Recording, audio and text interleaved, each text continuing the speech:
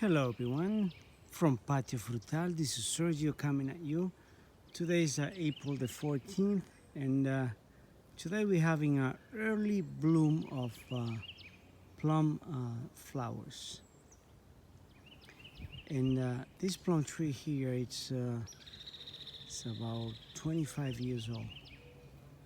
I don't have a tag for that tree because 25 years ago, you left the tag on the tree, and if it disappeared, it just disappeared.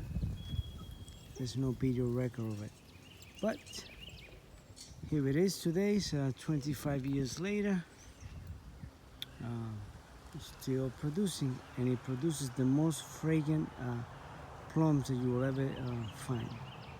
I have many plums, and I haven't found one that is as fragrant as this one is. So today is very early in the springtime, and from some freak of nature, we are having two very hot days. Yesterday was 86 degrees, and today was 90 degrees, and they're both record-breaking temperatures. As you can tell, all my trees, my big trees in the forest here, they're bare. They barely have buds in it. But this plum tree, for some reason, early. And I'm afraid for being so early because if you get an early bloom, it's very likely that the frost is going to do some damage to it.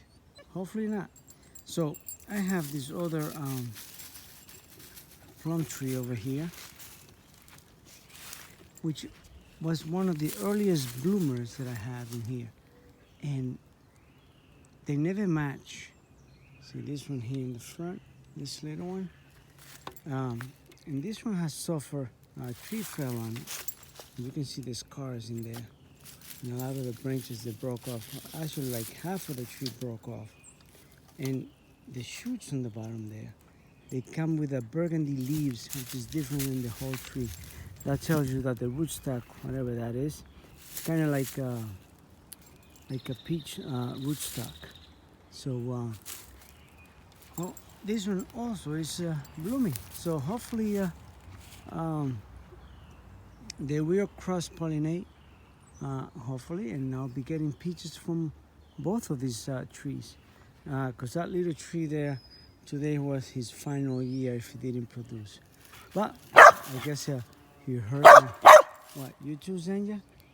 All right, Zenja is seeing all these bumblebees flying around.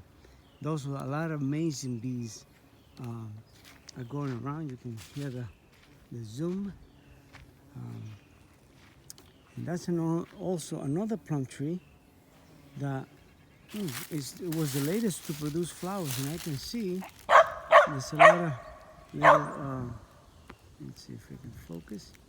Yeah, a lot of little flower buds. They should be open by tomorrow.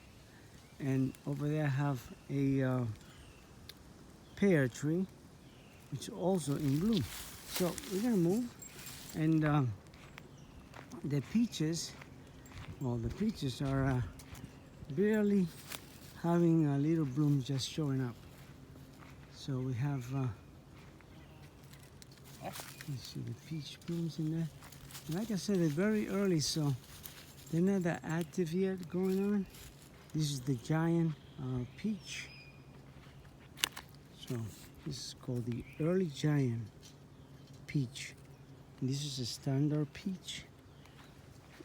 And this one, this other one is, just looking for these tags. This one is called Finger Lakes Super Hardy Peach. So that one is a producer. Those are regular size peach. This one here, this is a massive peach. And last year produced for the first time. And we had some good sized peaches, but it was his first year that he produced. Now we'll see what happened this year. So now we're gonna keep coming along, and we're gonna show you some other blooming fruit trees. As you can see, my fig's still in there, so we'll do another video on that because it's still cover because, like I said, it's only been 2 hot days and it's out of the ordinary. As you can see, pear trees are completely bare. But now, I mean, apple tree. And this other pear tree here is also getting bloom. So we're gonna move, go back, find other blooming plum trees over here. This is a yellow Japanese plum, and believe it or not, a week ago there was hardly any signs of flower buds in it, so I gave it a good prune. And when I mean a good prune, I'm gonna stand back. This tree is about between 8 and 10 feet tall, and you can see the massive trunk that it has. But I gave it a trim because this is a standard plant, so they grow a lot. And these are all the cuttings that I removed from that tree. And as you can see, most of those pieces are like 7 or 8 feet tall. I mean, look at the size of them branches. They are quite thick, all of them. And you can see that they had hardly anything on it. And now, this tree is fully blooming. So, a lot of bees activity.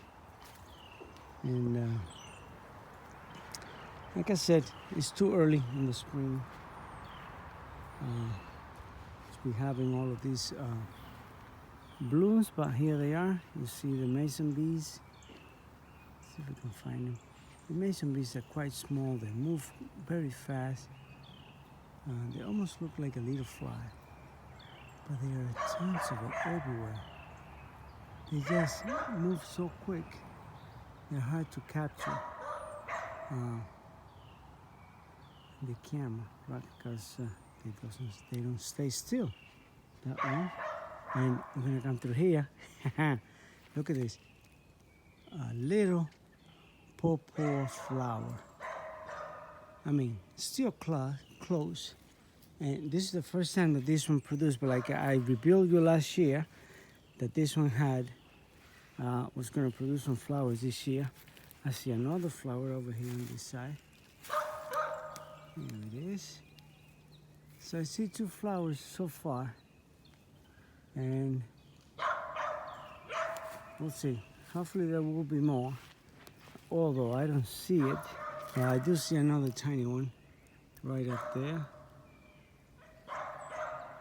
Behind my finger there. And I see another one up here. So there might be a few more flowers. So this one, because it's the very first time that it produced flower, I will do cross-pollination on this one. The other ones, well, I'm gonna let them do their own cross-pollination. But those first-timers will be do by nature. We'll see how we do. See if I won't feel bad that I didn't do hand pollination to it. But there you go. Look at this. This is an Asian pear. This is the Hasui Asian pear. This one is the giant Asian pear. They both full of flower buds. Tomorrow they will be open because, you know, warmer weather dictates that it will be. So here these are, as you see, my trees are tied down to give them the shape that I want them to have. Otherwise, they will be on my path here, in my face when I'm cutting the grass. And I'll show you what these new varieties are. That's the Dapple Supreme Pluot Dwarf on a Cetacean rootstock. I don't know what that is, but we'll see. I had some Pluot before, and they are delicious and crunchy. And this one here, if I can focus, is the Candy Heart Blueberry.